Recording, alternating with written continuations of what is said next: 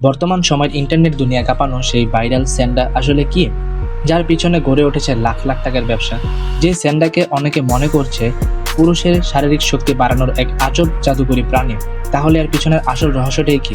এটি কি আসলেই জাদুকরী প্রাণী নাকি প্রতারণা? চলুন আজ আমরা মরুভূমির এই রহস্যময় প্রাণী স্যান্ডা সম্পর্কে জেনে নেই।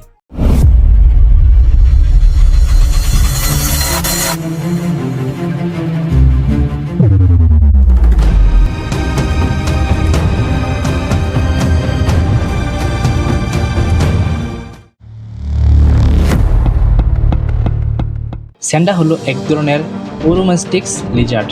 এটি মূলত মরুভূমি ও শুষ্ক এলাকায় দেখা যায়। এর দৈর্ঘ্য সাধারণত 25 থেকে 40 সেন্টিমিটার। শরীরটা চ্যাপ্টা, পিঠটা মোটা, আর লেজে থাকে একটা শক্ত কাঁটা যা আত্মরক্ষায় ব্যবহার করা হয়। এরা নিরীহ প্রকৃতির প্রাণী, পাতা, গুল্ম জাতীয় গাছ ও ফলমূল খেয়ে বেঁচে থাকে। স্যান্ডার সবচেয়ে মজার দিক হলো এরা গরমে থ্রাইভ করে, অর্থাৎ এমনকি 50 ডিগ্রি সেলসিয়াস তাপমাত্রাকেও তারা সহ্য করতে পারে। তার সবচেয়ে মজার তথ্যগুলো হলো শত্রুর সামনে স্যান্ডা নিজের শরীরকে ফুলিয়ে হুমকি দেয়। এটা ওদের আত্মরক্ষার এক অভিনব কৌশল।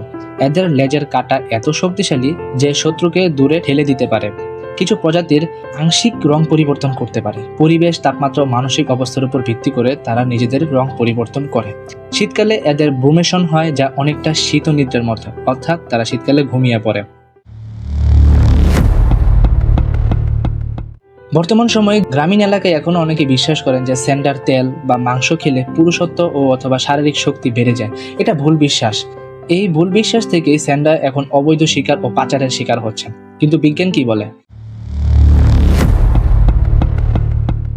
গবেষণায় দেখা গেছে স্যান্ডার শরীরে এমন কোনো হরমোন, রাসায়নিক উপাদান বা যৌন উত্তেজক কোনো উপাদান নেই যা মানুষের যৌন ক্ষমতা বাড়ায়। এই ধারণা এসেছে লোককথা, গুজব, কুসংস্কার থেকে, যার কোনো বৈজ্ঞানিক ভিত্তি আসলেই নেই। বরং এর তেল বা মাংস খাওয়া শরীরের জন্য ক্ষতিকর হতে পারে, কারণ এতে থাকতে পারে বিপজ্জনক ব্যাকটেরিয়া, ভাইরাস বা টক্সিন, যেগুলো আমাদের মানুষের শরীরের জন্য খুবই বিপজ্জনক। চাইলে এই তথ্যগুলো পাওয়া যেতে পারে আন্তর্জাতিক সংস্থা যেমন ট্রাফিক, IUCN বা ওয়ার্ল্ড হেলথ অর্গানাইজেশন WHO এর বিভিন্ন রিপোর্টে। তাই চিকিৎসা বিজ্ঞানে স্যান্ডাকে কোনো প্রাকৃতিক ওষুধ হিসেবে স্বীকৃত দেওয়া হয়নি, তো আমরা এইসব গুজবে কান দেব না। এখন বর্তমান সময়ে যেহেতু স্যান্ডা একটি ভাইরাল প্রাণী এবং একে পাওয়ার জন্য স্যান্ডাকে হত্যা করার চেষ্টা করছে, তো আমরা বলি যে স্যান্ডা শুধু একটি টিকটিকি না, এটি মরুভূমি অঞ্চলের একটি গুরুত্বপূর্ণ প্রাণী। এরা উদ্ভিদভোজী, তাই ঝোপঝাড় নিয়ন্ত্রণ, মাটির উর্বরতা রক্ষা ও বীজ ছাড়ানোয় গুরুত্বপূর্ণ ভূমিকা রাখে। এই প্রাণীটি হারিয়ে যাওয়া মানে একটি সম্পূর্ণ ইকোসিস্টেমে ভেঙে পড়া, এটি ইকোসিস্টেমে বিরাট বড় প্রভাব ফেলা।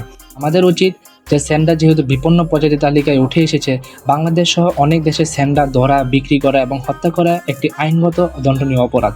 তো আমাদের উচিত এখনই সচেতন হওয়া। সচেতন না হলে ভবিষ্যতে এই প্রাণীটিকে হয়তো আমরা শুধু বইয়েই দেখতে পাবো। প্রকৃতির প্রতিটি প্রাণী আছে নিজস্ব গুরুত্ব এবং অবিশ্বাস্য অভিযোজন ক্ষমতা। স্যান্ডা শুধু একটি টিকটিকি না, প্রকৃতির এক জীবন্ত বিষয়। এখন আমাদের উচিত স্যান্ডাকে সংরক্ষণ করার জন্য এগিয়ে আসা। তোমার একটি শেয়ার হতে পারে প্রকৃতি রক্ষার ছোট্ট একটি পদক্ষেপ। এই গুজবকে না বলে আমরা স্যান্ডাকে রক্ষা করতে শিখি। এবং তোমরা কি স্যান্ডা সম্পর্কে এখন সবকিছু আজকে নতুন জেনেছো নাকি আগেও জানতে? অবশ্যই কমেন্ট করে জানাবে। আর এরকম অজানা প্রাণী ও প্রকৃতির রহস্য জানতে গ্রিন মিস্টিক চ্যানেলটা অবশ্যই ফলো করে, শেয়ার করে আমাদের পাশেই থাকবে। Thanks for watching this video.